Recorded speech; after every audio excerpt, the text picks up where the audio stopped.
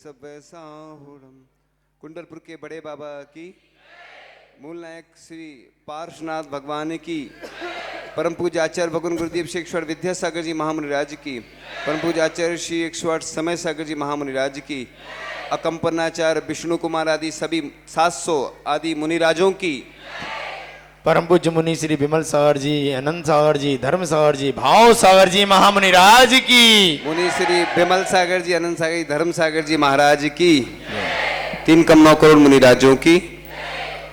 आज का यह पावन पर्व जो हम वर्षों से मनाते चले आ रहे हैं, लेकिन हम बस यही समझते हैं कि राखी बांध दी और राखी बांधने के बदले में कुछ राशि दे दी और बस त्योहार हो गया। अब क्योंकि त्योहार अब परंपरागत बस बचे हैं, अब नए त्योहार आ गए हैं, Valentine day, marriage anniversary, birthday, ये लोग अच्छे से मनाते हैं क्योंकि ये पश्चिमी सभ्यता के त्योहार हैं और भारतीय संस्कृति के, चूंकि सुनो बातों की आवाज आ रही है ना, और दिख भी रहा है कौन कर रहा बातें, बातें जो कर रहे हैं ना, सब लोग दिख रहे हैं कौन कौन कर रहा है बातें। तो नहीं बातें कह, यही तो समय मिलता है ना बातों का, क्योंकि मंदिर में तो वो एक भजन था ना, मंदिर में बैठी कई सखियां करें इधर उधर की बतियां। तो भजन जो बने हैं वो, हाँ भजन उसी पे बनते हैं जो होता है। तो अपन बातें अभी भगवान से करने का मौका है, और यह जो पर्व है दुनिया का सर्वश्रेष्ठ महान पर्व है, महापर्व है, क्योंकि इसको वात्सल्य की संज्ञा दी है। और सिर्फ ये नहीं है, कहानी कथा तो हमने सुना दी थी, क्योंकि हमारे जो प्रवचन होते कई पार्ट में होते हैं, तो first part, second part, third part तो चलते रहेंगे। तो इस प्रकार से अपन उस कहानी को नहीं कहते हुए अपनी बात रखते हैं कि प्रतिदिन हम सामयिक पाठ में पढ़ते हैं सत्येषु मैत्रीम, यानी सब में हमारी मित्रता हो। लोग कहते हैं कि वो सामने वाला तो बहुत खराब है, वो क्रोधी है, हम क्या करें? तो लिखा है माध्यस्थ भावो विपरीत वृत्तो, यानी अपन की किसी से पटरी नहीं खा रही है तो क्या करें? अपन माध्यस्थ रहें, ना तो उसके बारे में बुरा सोचे और अच्छा तो सोचे, जब समय आएगा अपने आप ठीक हो जाता है। इसलिए ये मुनि की रक्षा का पर्व है, मुनियों की। कितने सारे मुनियों पे जब अवसर गाए, अब क्या होने लगा वर्तमान में, पहले लोग दूर रहते थे मुनिराजों के पास, उतने नहीं जा पाते थे, अब कई तो ज्यादा जुड़ जाते हैं तो बार बार आते हैं। कल की बात है, कल जो वो आई थी पाटनी जी, श्रीमती सुशीला पाटनी, और हम क्या है उनसे पूछते रहते हैं कि आप इतनी ऊंचाइयों पर कैसे पहुंचे। उनने पहली बार बताया, अभी तक हमें भी नहीं मालूम था। 1986 में पपोरा में आचार्य श्री विराजमान थे और उनके दर्शन करने हम गए, तो पूज्य योग सागर जी महाराज ने नियम दिया कि कम से कम वर्ष में एक बार दर्शन करने जरूर आना, और ये नहीं कहा कि वर्ष में एक बार, और भी आते रहना। तो उस दिन के बाद से हम लोगों ने आचार्य श्री के पास, आचार्य श्री विद्यासागर जी महाराज के पास जाना प्रारंभ कर दिया, और हम आचार्य श्री से इतना जुड़ गए, जुड़ते चले गए, और आचार्य श्री की कृपा से मैं इतनी ऊंचाइयों पर पहुंचा हूं या पहुंची हूं, पहुंचे हैं, पहुंचे में सब आ जाते हैं बहुवचन में। तो देखो, एक संत के दर्शन करने से व्यक्ति कितनी ऊंचाइयों पर पहुंच जाता है। कई लोग हम देखते हैं जब जो जुड़ जाते हैं, पीछे ले लेते हैं, फिर उसके बाद दर्शन ही करने नहीं आते, भूल जाते। साधु तो देखो किसी से मतलब नहीं रखते हैं, लेकिन गृहस्थ को राग होना चाहिए, प्रशस्त राग कहलाता, क्योंकि आपके पुण्य वृद्धि में कारण है। कई गृहस्थ आते हैं, महाराज जी आप हमको याद करते रहना। हमने कहा हम तुम्हें याद नहीं करेंगे, तुम हमें याद जरूर करते रहना, तुम्हारा फायदा है, और हम तुम्हें याद करेंगे तो हमारा घाटा है। इसलिए साधु संत सिर्फ प्रभु को याद करते हैं, गुरु को याद करते हैं, देवसास गुरु पंच परमेष्टि को याद करते हैं। इसलिए देखो, कल की बात है, ताजी बात है जो हमने आपको सुनाई है कि देखो व्यक्ति ऊंचाइयों पर कैसे पहुंचता है। ऐसे व्यक्ति हैं जिनको कोई नहीं जानता था, लेकिन जब साधु संतों से, आचार्य महाराज से, संघ से जुड़े और उनकी प्रसिद्धि फैलती गई तो लोग क्या समझते हैं कि हमें तो ऐसे ही मिल रहे हैं, तो साधु संत की कोई कीमत नहीं होती है।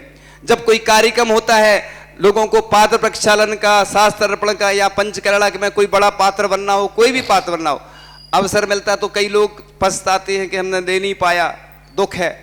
लेकिन जो इसका महत्व समझता है ना, वो समझता है कि ये छोटा मोटा अवसर नहीं है, ये आज जो महापर्व मनाया जा रहा है ये साधुओं की रक्षा का पर्व है, इसलिए वो प्रसिद्धि पूरे में हो गई, उसका नाम रक्षाबंधन हो गया।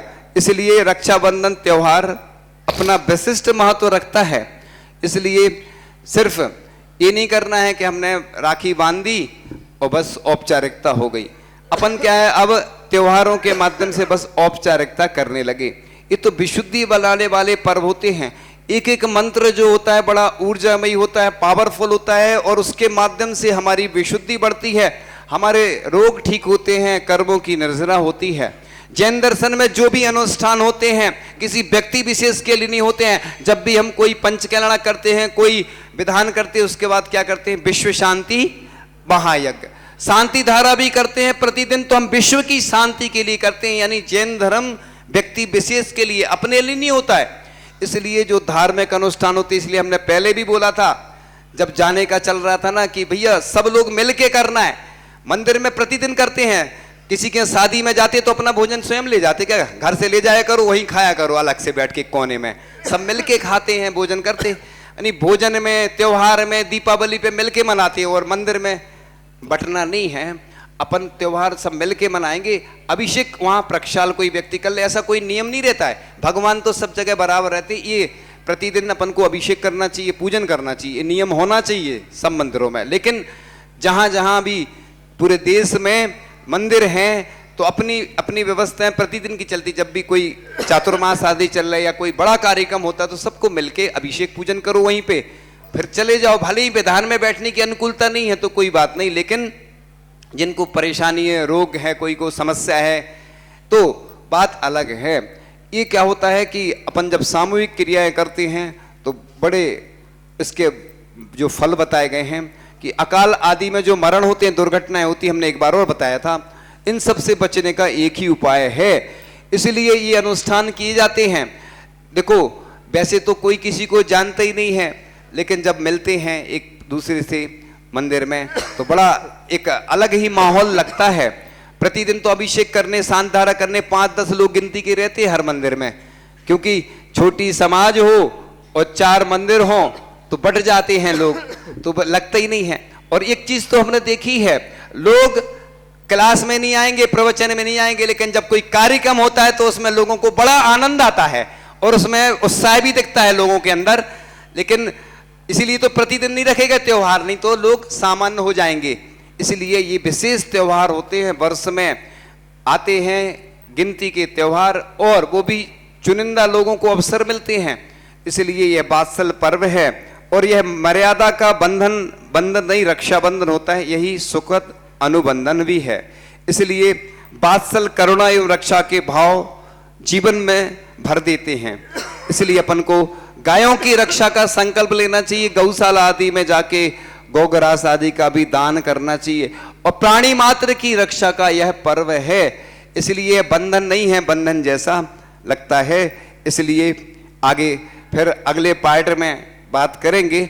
चूंकि विधान बड़ा होता है इसलिए कल समय से ही आना है, ऐसा नहीं सोचना कि उनने जो बोला है। अपन क्या करते, लेट आते हैं। भारतीय संस्कृति कोई भी कार्यक्रम होता है 1 घंटे 2 घंटे लेट चलता। लोग क्या सोचते हैं, हमें क्या करना, हम पहुंच के क्या करेंगे।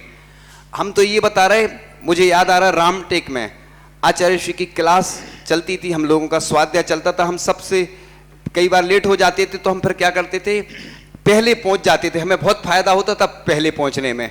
हम क्या करते थे, आचार्य श्री की जो भी पुस्तक आदि है व्यवस्था रख देते थे। तो चंद्रगिरी में भी आचार्य श्री की जो व्यवस्था रहती थी वो हम पुस्तक आदि करते थे, तो हमें बहुत फायदा होता था। आचार्य श्री की बहुत सारी पुस्तकें हमें मिल जाती थी और भी कई चीजें मिल जाती थी, गिफ्ट, समझे।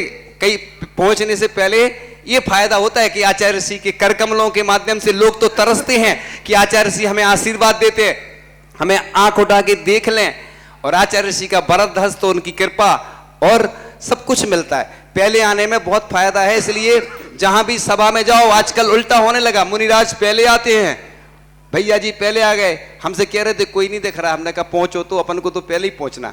तो हम भी कई बार कोई बुलाए चाहे नहीं बुलाए पहुंच जाते हैं, लेकिन बुलाना इसलिए होता कि हम लोगों की अनुकूलता भी रहती है कि समय से पहुंचना है, और लोग जिस समय आते हैं कि हाँ अब अपना समय हो गया।